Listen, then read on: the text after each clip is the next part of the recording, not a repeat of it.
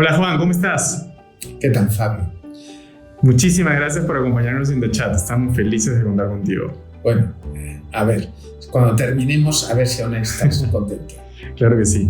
Bueno, como sabes, la idea de este programa es conocerte a ti, no en el mundo profesional, donde todos ya te conocemos muchísimo, sino conocer un lado un poco más personal de Juan Fernández Armesto. Así que la primera pregunta que tengo para ti es, si no fueses abogado, ¿qué profesión tendrías? Eso sí que es fácil de contestar. Te sería ganadero de vacas de leche.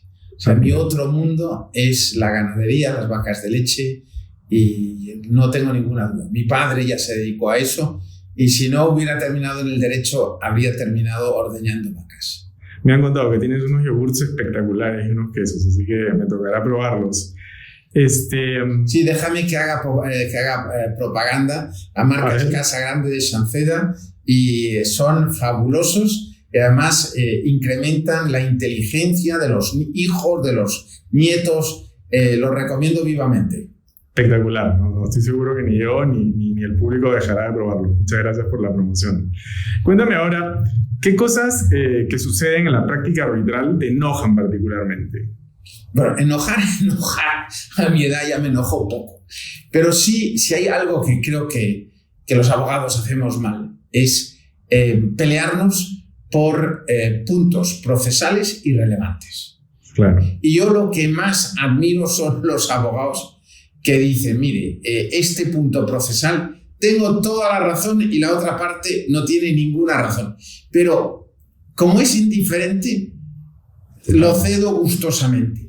Y eso lo que da al árbitro es una sensación de que el abogado está convencido de que su caso tiene razón y que por lo tanto no plantea luchas absurdas de temas procesales. Eso es lo que más... Y cuando están los abogados discutiendo por le plaisir, por el placer de discutir un tema procesal que de verdad no tiene ninguna trascendencia, pues yo a veces no me enojo, pero digo, realmente hay que tener mucha paciencia. Exactamente, paciencia. Y cuéntame, pasemos a quizás a una pregunta un poco más divertida. ¿Qué es lo más gracioso que te ha ocurrido en una audiencia? Que se me ha dormido un coárbitro y por poco se me cae de la silla. No te puedo creer. Eso sí es el riesgo, lo que yo llamo la triple C, ¿no? Que es comida, cansancio Claro. y calor. Y mezclados estos tres ingredientes, pues sí, y el pobre hombre pues estaba meciéndose amablemente dormido hacia la izquierda y hacia la derecha, y el riesgo es que se cayera de la silla. Entonces hay una de las funciones importantes de los secretarios es mantener despierto a la totalidad del tribunal. Qué buena, la verdad que buenísima anécdota. Y cuéntame ahora, ¿qué es lo más aventurero que has hecho en tu carrera arbitral? Eso sí que lo tengo clarísimo. Y es que hice una inspección ocular en un arbitraje de inversión en Panamá y nos fuimos todo el equipo de expertos, los abogados y el tribunal, en 2 helicópteros militares con una protección militar a visitar una reserva de indios en Chiriquí, en el norte del Panamá, y en el que la discusión era si iba a haber o no un desarrollo en esa región remota en la que llegamos en helicóptero, no hay carreteras, no hay... habían traído un barco de la Marina para que pudiéramos completar la inspección ocular, y la verdad es que fue un sitio mágico. O sea, parecía el paraíso, parecía el paraíso de Rousseau, los niños en sus canoas jugando en la bahía, las chozas de los habitantes, un sitio mágico, una playa virgen, kilómetros y kilómetros de manglares. Y bueno, pues la verdad es que fue una inspección ocular única y que tuvo su impacto después en la opinión del tribunal sobre el caso. Es sin duda lo más espectacular que he hecho helicóptero militar con protección, no sé para qué. La verdad es que eran pacifiquísimos los habitantes, pero en fin, el gobierno pensó que era necesaria una protección militar y fuimos allí, salió el cacique, nos recibió, lo vimos todo. La verdad es que fue una de esas experiencias vitales fascinantes. No, suena espectacular. No me quiero imaginar cómo debe haber sido haberlo vivido, ¿no? Está prohibida la entrada, es una zona, es una reserva, entonces no permite la autoridad de protección de los habitantes originales de Panamá, no permite la entrada de ningún forastero. Entonces realmente es un sitio absolutamente virgen. Espectacular. Cuéntame ahora, ¿cuál es el mejor consejo que has recibido para tu práctica arbitral? Esta no tengo duda. Esta viene de Orrego Vicuña y es: no realices nunca una audiencia en una sala que no tenga ventana y luz natural. Totalmente. Y la explicación de Cato Orrego era la siguiente: está demostrado en ratas que si las sometes a un tratamiento de oscuridad, aumenta la agresividad de las ratas. Y si está probado en ratas, probablemente también sea aplicable a los furistas. Y por lo tanto, Orrego se negaba a tener audiencias en salas sin luz, y es muy buena recomendación. Muy buena, tomo nota. La verdad que suena que debe tener aplicación a... Le recordamos a Cato Orrego, que era muy buena persona. Sí, una persona espectacular. Y la pregunta inversa: ¿cuál es el mejor consejo que le has dado a alguien en la práctica de la profesión? Paciencia. Yo creo que como árbitro lo que hay que tener es paciencia, mucha empatía con las dificultades que tienen los abogados. La profesión de abogado debe ser, no sé, cirujano a lo mejor es aún más tensa, pero abogado procesalista es de las profesiones más tensas y más difíciles que hay. Y por lo tanto, el primer deber de un árbitro es paciencia, empatía y comprensión. Buenísimos consejos, la verdad que tomo nota de ellos también, sobre todo para quienes somos jóvenes en la profesión. Y cuéntame también una pregunta en la que me muero ganas de saber la respuesta. ¿Cuál es el caso arbitral que te trae mejores recuerdos? Pues mira, este es reciente y como se ha publicado puedo decir hasta los nombres. Era un caso del año pasado, ya con la guerra de Ucrania en marcha, y era un caso entre Gazprom y la empresa pública finlandesa de gas sobre el suministro de gas de Rusia a Finlandia. Y es un caso excepcional porque las partes, se pusieron de acuerdo en hacer un procedimiento en 3 meses. Y la pregunta es: ¿se puede hacer? Sí, señor. Se puede hacer con buena voluntad, limitando las presentaciones, las alegaciones de las partes. Se puede hacer en 3 meses. Hicimos desde el verano al otoño, antes de que empezara el invierno, habíamos tenido audiencia, oído a las partes y hemos hecho el laudo. Y después el laudo es laudo unánime, y lo que me gustó del laudo es que ambas partes dijeron que habían ganado. Y eso para un árbitro, eso es el máximo. Es decir, encontrar una solución que para las dos partes lo sienten como una solución ganadora. Casi como un settlement de ese lado, la verdad que espectacular. Win-win. Win-win, exactamente. Y acá tengo una pregunta vinculada a una anterior, pero a ver si te puedes explayar un poco. Si no te dedicases al arbitraje, ¿qué es lo que harías? Bueno, si no me dedicase al arbitraje y no me dedicase a las vacas, porque lo primero que haría es dedicarme a las vacas. Pues mira, hay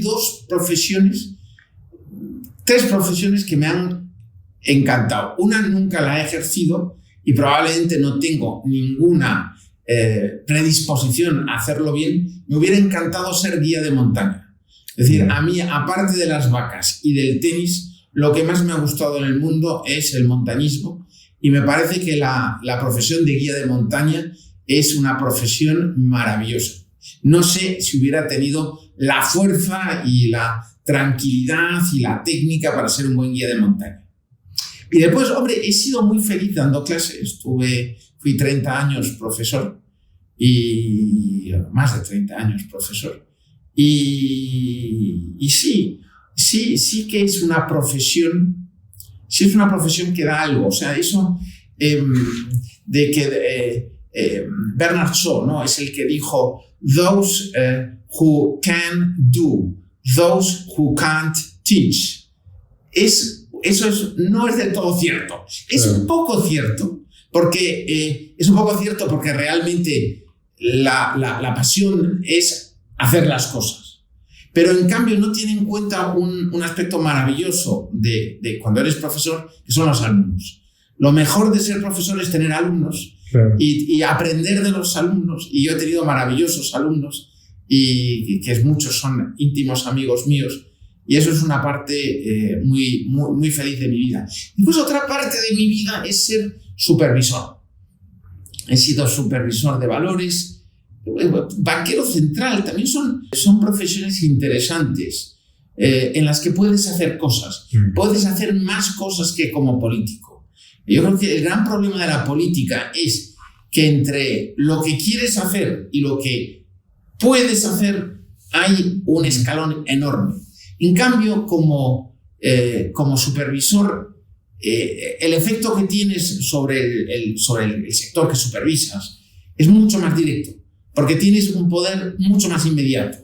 Y por eso es bonito. Es bonito el poder modestamente, cada uno en lo suyo, pero poder hacer cosas que mejoren. Claro. La situación da muchas satisfacciones. O sea que fíjate las cantidades de cosas que me hubiera gustado hacer en la vida. Qué bonito, qué bonito.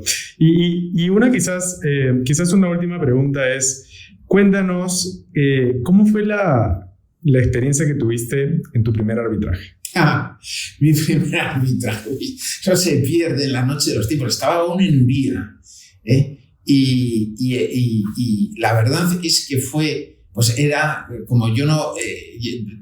me tocó dirigir el departamento de procesal de Uría y como no sabía absolutamente nada de procesal, pues dije, hombre, lo único así que se parece a algo con lo que yo había hecho de banca, bolsa, pues dije, pues hombre, el arbitraje debe ser más sencillo. Y entonces pues tuve eran los primeros arbitrajes que había en España. Y ahí es donde conocí a uno de mis mejores amigos que ha fallecido, que era Guillermo Aguilar Álvarez.